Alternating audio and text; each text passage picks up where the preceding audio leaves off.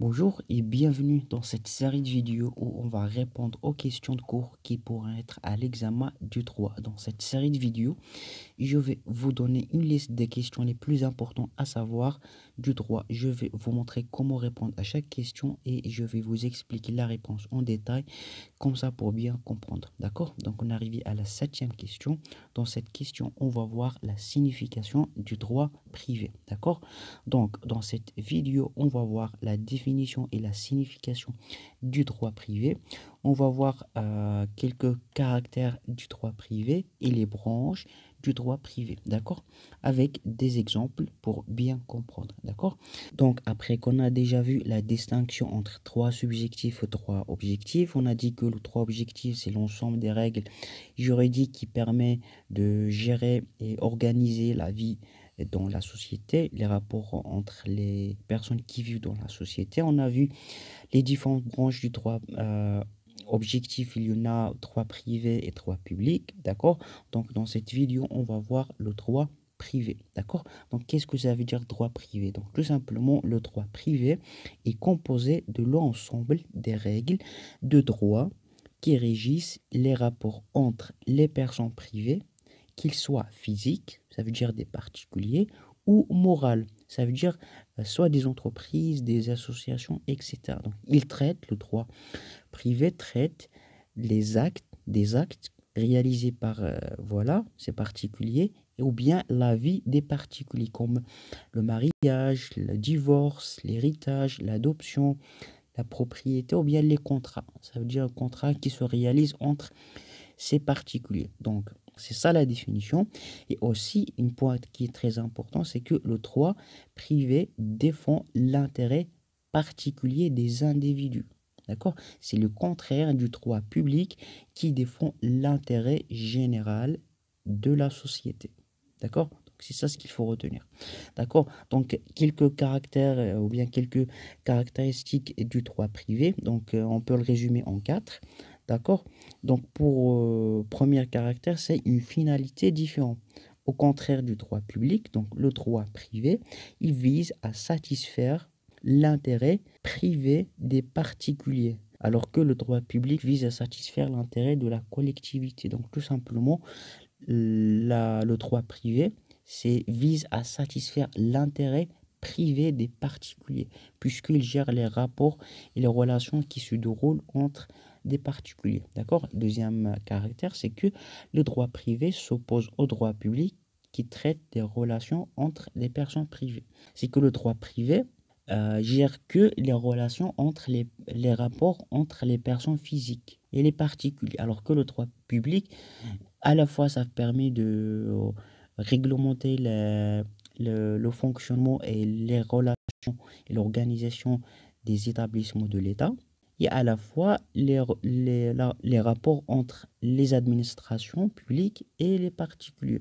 Alors que le droit privé, c'est que les rapports entre des personnes particulières. D'accord? Troisième particularité, c'est que, voilà, par les contraintes possibles pour faire exécuter les décisions de justice en droit privé, il existe des mesures de contrainte, c'est-à-dire des voies d'exécution pour obliger les particuliers à respecter la décision de justice. C'est le contraire du droit public. Là, qu'est-ce que ça veut dire? Tout simplement, pour être sûr que les particuliers vont appliquer les jugements de la justice, pour qu'ils respectent la décision de la justice, il y a un certain contraint. D'accord? Par exemple, le tribunal ou bien la justice a jugé une personne, par exemple, de payer une amende à une autre personne. Donc là, dans ce cas-là, il y a un contrat. Si cette personne ne paye pas cette amende, dans ce cas-là, la justice va intervenir, lui dire, voilà, si tu payes pas, si tu ne respectes pas la décision de la justice, tu vas aller en prison. On va doubler la sanction. Donc, il y a un certain contrainte. Par contre, le droit public, il n'y a pas de contrainte. Presque, il n'y a pas de contrainte. D'accord? Quatrième caractéristique, c'est impératif, c'est que le plus souvent, le droit public s'impose aux administrations, alors que le droit civil est plus souvent un droit d'autonomie. Ça veut dire que les particuliers sont libres d'être soumis aux règles du droit qu'ils vont choisir avant. Par exemple, moi, j'ai le choix d'acheter une voiture.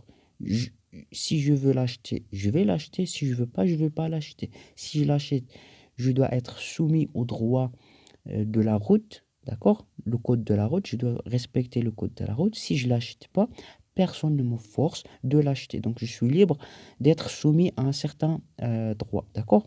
Donc, par la suite, on va voir quelques branches du droit privé. Donc, pour le droit privé, voilà quelques branches qu'on peut trouver dans le droit privé. Donc, il y a le droit civil. Donc, le droit civil, ça comprend l'ensemble des règles qui régissent la plupart des relations entre les personnes.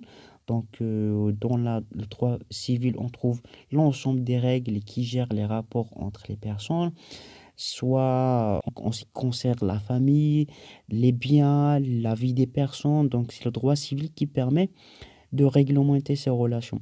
Il y a le droit commercial. Donc, le droit commercial comprend l'ensemble des règles qui gèrent les actes de commerce et les activités du commerçant et les relations entre ces commerçants. Donc, c'est le droit commercial qui permet de réglementer ces activités. Le droit du travail qui regroupe l'ensemble des règles qui s'appliquent entre l'employeur et le salarié, d'accord? Il y a le droit pénal qui regroupe l'ensemble des règles qui s'appliquent à toutes les infractions destinées à organiser le déroulement et le jugement du procès pénal. Ça veut dire que au cas où une personne a tué d'autres, donc c'est où on va en tirer des sanctions pour lui sanctionner. Donc c'est le droit pénal qui permet de, voilà, où on peut tirer ces sanctions. Il y a aussi le droit international privé. Donc le droit international privé regroupe des règles applicables au rapport entre des particuliers, mais comporte un élément international. Ça veut dire qu'une personne qui habite en Espagne, qui veut conclure un contrat avec une autre personne qui habite au Maroc, donc là, c'est des individus, c'est des particuliers. Donc là, comment ça se passe? Donc c'est au niveau du droit international, on peut dire comment ça peut passer cette contrat. D'accord? Donc en général, c'est ça. Le droit privé, j'espère que vous l'avez compris. Si vous avez d'autres questions, vous pouvez me les laisser dans les commentaires. Dans la description, vous trouvez tous les parties que j'expliquais jusqu'à maintenant du droit. Et si vous avez encore des difficultés à comprendre la manière dont moi je vous explique en français, le lien dans la description d'une méthode qui vous permet de parler français couramment en seulement 30 jours. Allez, je vous dis bon courage, à la prochaine vidéo.